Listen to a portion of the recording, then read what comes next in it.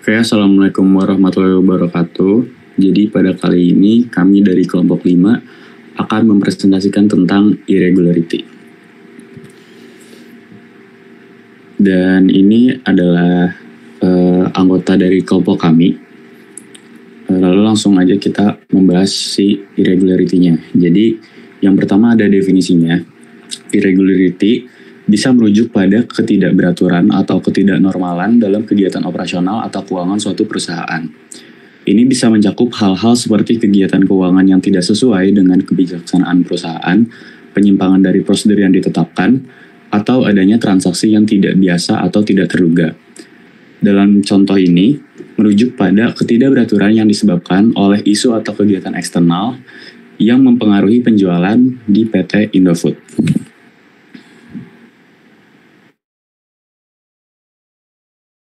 Baik, selanjutnya saya akan menjelaskan mengenai faktor yang mempengaruhi penjualan. Yang pertama ada perekonomian makro, di mana faktor ini tuh mencakup pertumbuhan ekonomi, mulai dari tingkat inflasi dan tingkat pengangguran. Pada saat perekonomian tumbuh, masyarakat ini lebih cenderung memiliki daya beli yang lebih tinggi, dan hal ini tuh mendukung peningkatan penjualan, dan sebaiknya saat perekonomian tidak tumbuh atau terhambat. Lalu yang kedua ada faktor perilaku konsumen, di mana perilaku konsumen ini seperti preferensi, kebutuhan, dan keinginan konsumen memainkan peran penting juga dalam mempengaruhi penjualan. Lalu ada faktor psikologi, sosial, dan ekonomi yang dapat mempengaruhi keputusan pembelian, sehingga memahami perilaku dari konsumen ini menjadi hal yang penting untuk merancang strategi dari penjualan itu sendiri. Lalu yang ketiga ada persaingan pasar, di mana tingkat persaingan pasar ini mempengaruhi penjualan juga. Perusahaan perlu memahami saingan mereka, mengidentifikasi dari keunggulan kompetitif pesaing, dan menyesuaikan strategi agar si perusahaan ini dapat bersaing secara efektif. Lalu faktor yang keempat yaitu ada kondisi lingkungan dan musim.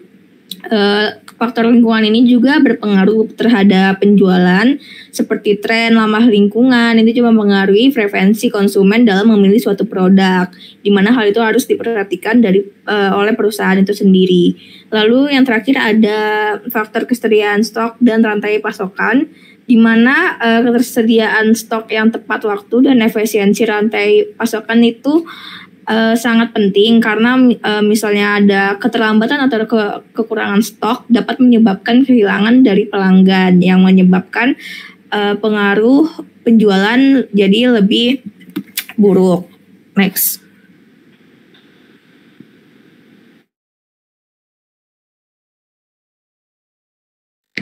Baik, selanjutnya saya akan menjelaskan mengenai strategi yang dilakukan oleh PT Indofood dan anak cabang untuk lebih dikenal dan meningkatkan penjualan. PT Indofood sukses makmur atau Indofood melalui Indomie dan Sambal Indofood menyambut kemitraan dengan Badminton, yaitu komunitas pecinta bulu tangkis terbesar yang ada di Indonesia. Kemitraan tersebut menjadi kolaborasi dukungan yang bertujuan untuk menyampaikan informasi aktual dan eksklusif dari ajang kejuaraan bulu tangkis BWF World Championship 2023.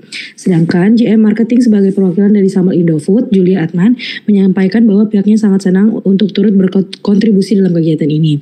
Sebagai bentuk kemitraan Badminton bersama Indofood melalui brand Indomie dan Sambal Indofood, seluruh sepak terjang atlet bulu tangkis Indonesia di ajang kejuaraan bulu tangkis BWF World Championship 2023 itu dirangkup secara lengkap dalam bentuk informasi aktual, dokumentasi foto dan video, serta ragam konten menarik di seluruh akun media sosial. Next. Baik, selanjutnya saya akan menjelaskan strategi yang dilakukan oleh PT Indofood yang dilakukan oleh Bogasari.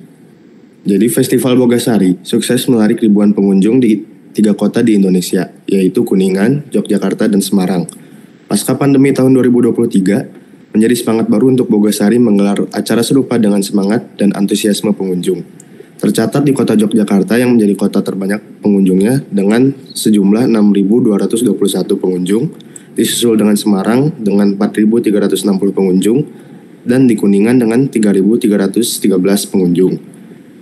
Keberhasilan ini bukan hanya dari target jumlah pengunjung yang hadir, melainkan transaksi penjualan produk UKM makanan berbasis terigu dan produk grup Indofood. Total pengunjung yang hadir hampir mencapai 14.000 orang di 3 kota tersebut.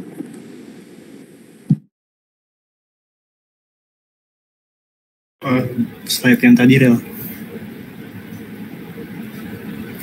Kesuksesan Festival Bogasari 2023 ini juga ditandai dengan pencapaian penjualan dengan total nilai transaksi di 3 kota hampir menembus 200 juta rupiah atau tepatnya 193 juta rupiah, di mana penjualan tertinggi berada di kota Yogyakarta dengan nominal sebesar 73 juta rupiah, disusul Semarang sebesar 71 juta rupiah, dan Kuningan sebesar 49 juta rupiah. Penjualan produk di tiap kota ini dibagi menjadi 2 kelompok, yakni produk grup Indofood dan UKM.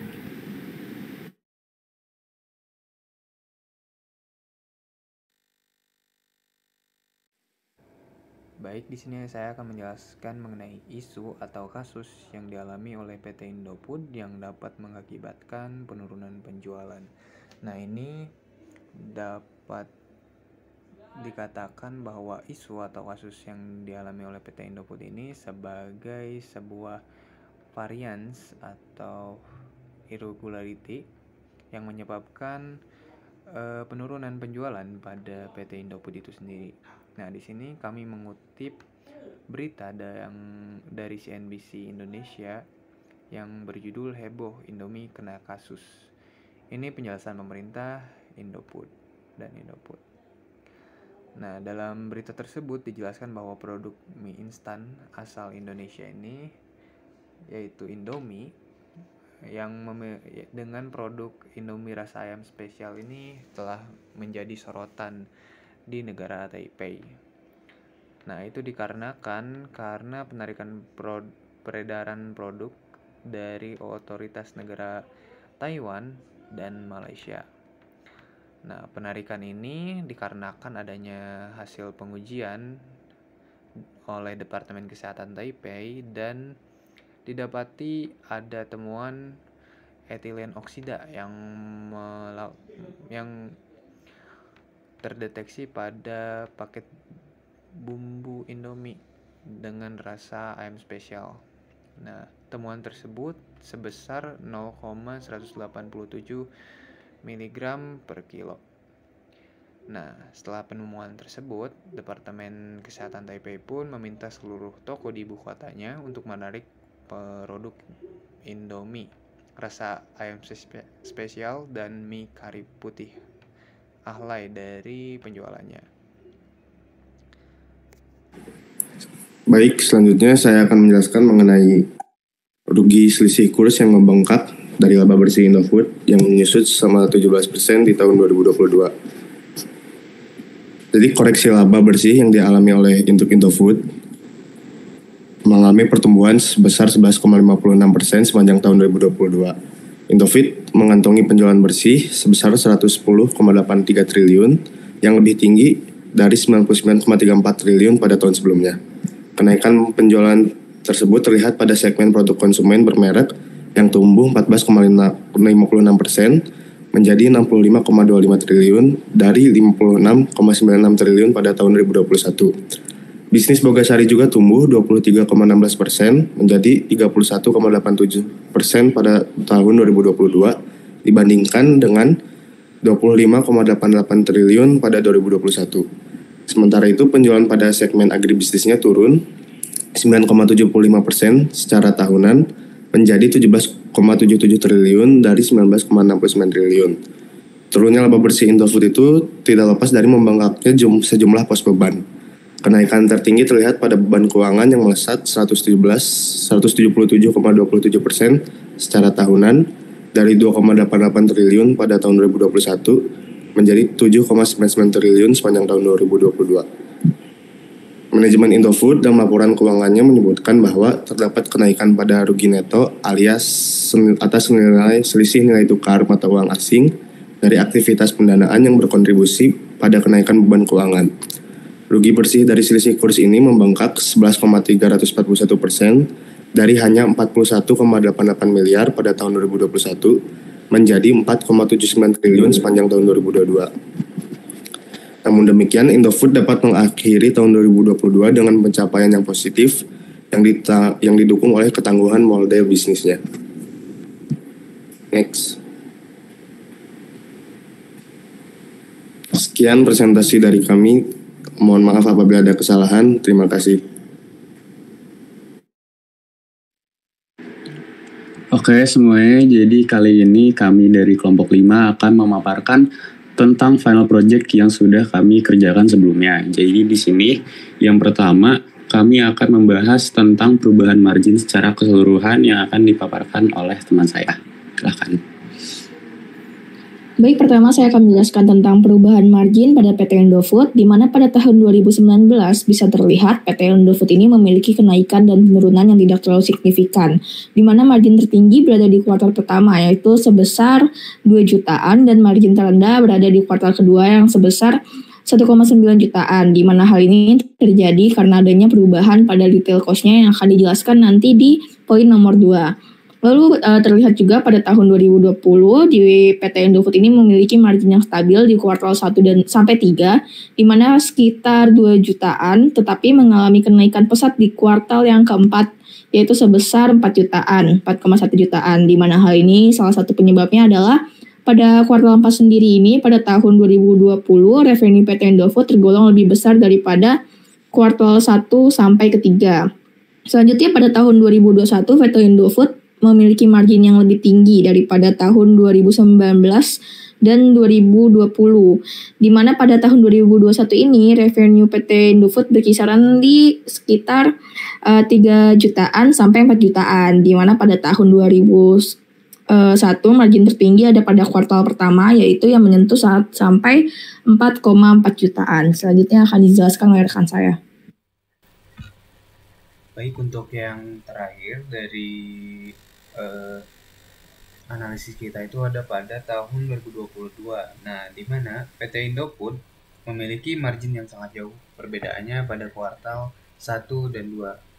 Nah, untuk kuartal 1 sendiri ini merupakan pendapatan yang paling tinggi atau margin yang tertinggi yaitu sebesar 5.746.184.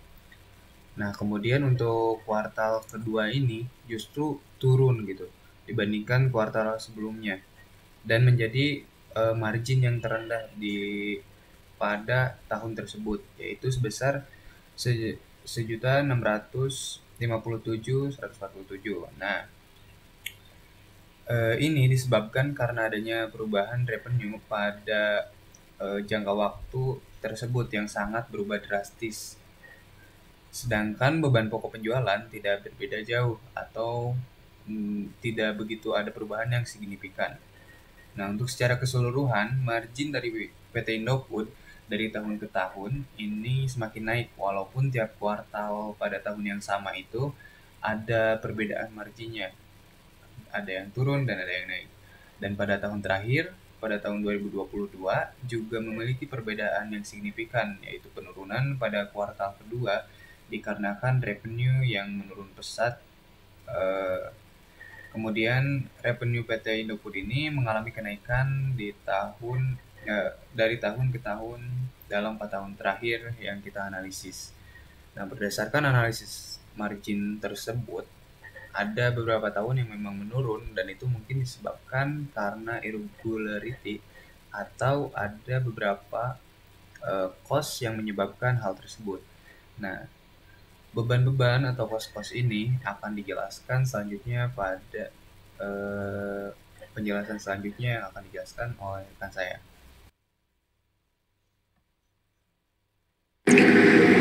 Oke, teman-teman, selanjutnya di sini saya akan menjelaskan tentang beban-beban individual atau detail cost yang berpengaruh kepada perubahan margin yang sebelumnya sudah dijelaskan tadi.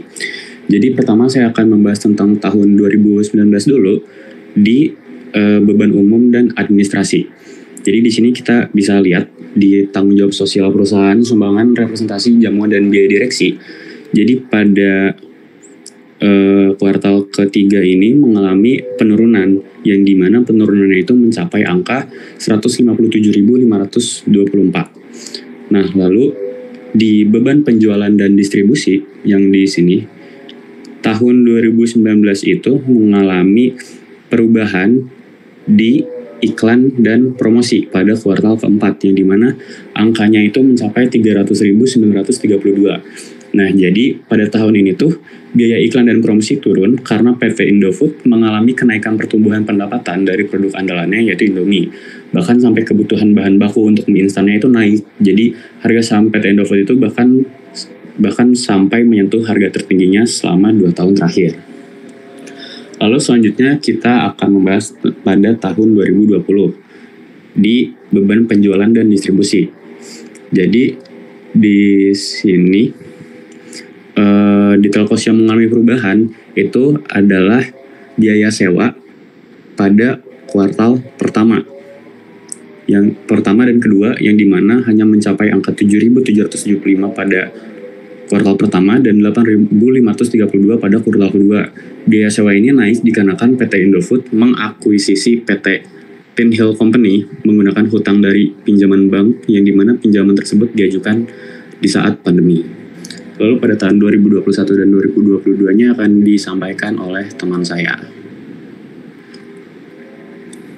Baik, selanjutnya saya akan menjelaskan pada tahun 2021. Jadi pada tahun 2021, di beban penjualan dan distribusi, di Telkos yang mengalami perubahan secara signifikan adalah kenaikan pengangkutan dan penganggaran pada kuartal 4 yang memiliki angka sebesar 64.623.000. Berbeda dengan kuartal-kuartal sebelumnya yang memiliki rata-rata perubahan kurang lebih 30 juta, lalu ada iklan dan promosi pada kuartal ketiga yang mengalami kenaikan sebesar 162.044.000 dari kuartal sebelumnya. Di beban umum dan administrasi, di Telkos yang mengalami perubahan adalah gaji, upah dan imbalan kerja karyawan yang mengalami kenaikan sebesar 330.251, perjalanan dinas dan transportasi pada kuartal keempat sebesar 54.757 dan kenaikan sewa pada kuartal keempat sebesar Rp70.068.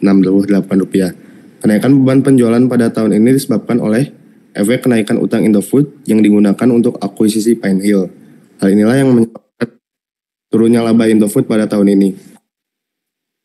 Selanjutnya pada tahun 2022, di beban penjualan dan distribusi, di Telkos yang mengalami perubahan secara signifikan adalah iklan dan promosi pada kuartal kedua yang mengalami kenaikan sebesar 133.710. Hal ini disebabkan oleh terjadinya naiknya daya beli masyarakat di Indonesia pada tahun 2022, sehingga Indofood memberikan biaya lebih untuk kebutuhan promosi. Akan tetapi, kuartal ketiga yang mengalami penurunan sebesar 266.837, lalu ada kenaikan biaya distribusi pada kuartal pertama sebesar 219.899. Selanjutnya adalah kenaikan perjalanan dinas dan transportasi pada kuartal ketiga sebesar 78.743. Dan penurunan pada kuartal keempat sebesar 42.708. Biaya distribusi perjalanan dinas dan transportasi naik dikarenakan pada tahun 2022 terjadi kenaikan harga BBM yang disebabkan oleh harga minyak dunia yang ikut naik. Untuk yang terakhir ada kenaikan pada perbaikan dan pemeliharaan di kuartal ketiga sebesar 75.000 dan penurunan pada kuartal keempat sebesar 42.231. Di beban umum dan administrasi, di Telkos yang mengalami perubahan adalah utilitas, perbaikan dan pemeliharaan yang mengalami kenaikan sebesar 54.208 pada kuartal ketiga, perjalanan dinas dan transportasi yang mengalami kenaikan pada kuartal keempat sebesar 72.739 dan kenaikan sewa pada kuartal keempat sebesar angka 50.535. Untuk selanjutnya akan dijelaskan oleh rekan saya.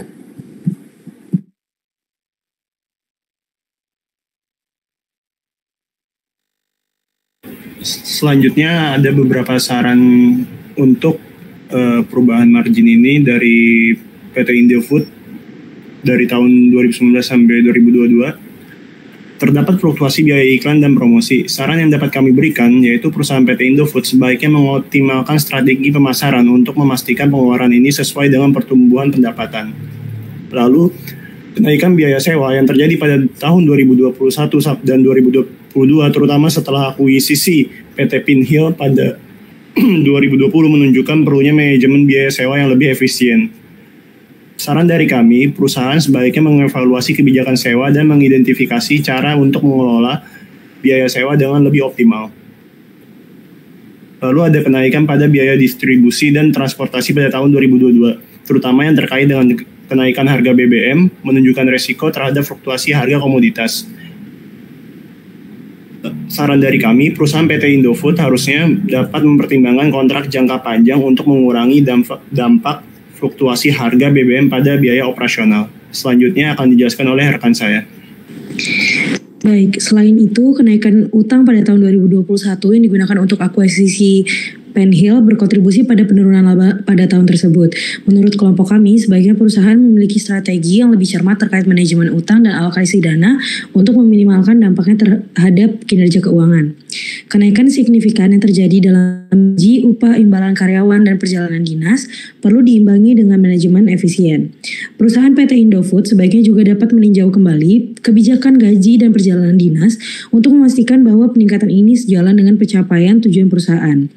Saran terakhir dari kelompok kami mengenai biaya perbaikan, biaya pemeliharaan, dan utilitas yang mengalami fluktuasi PT Indofood seharusnya dapat mengembangkan strategi pemeliharaan yang lebih proaktif dan mengidentifikasi cara efisien untuk mengelola utilitas serta mengurangi beban tanpa mengorbankan kualitas operasional.